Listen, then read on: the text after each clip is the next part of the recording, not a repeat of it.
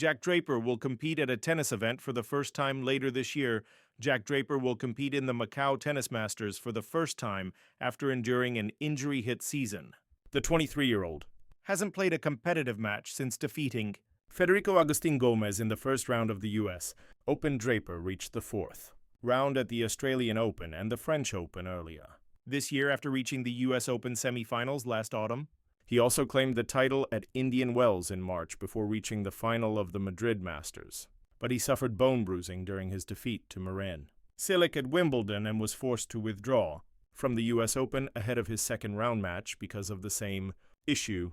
Draper will be desperate to get back to action ahead of the maiden Grand Slam of 2026 in January, and he will join a host of tennis stars at the third edition of the Macau Tennis Masters.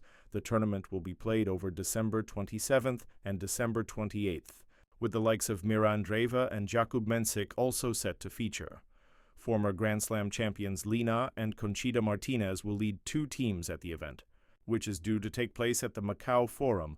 Draper will then team up with Emma Raducanu to represent Great Britain at the United Cup in January. The fourth edition of the United Cup will get underway on Friday, January 2nd, with the event scheduled to be played in both Perth and Sydney. Draper and Raducanu will then be eyeing silverware at the Australian Open later in January. Ahead of the United Cup, Draper said, "I'm excited to get back on court and compete in the United Cup. I'll be looking out for the draw to see if Team GB will play in Perth or Sydney.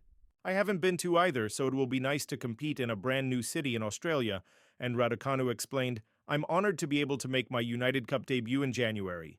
Being able to play for Team GB with my teammates is a unique opportunity and week to enjoy.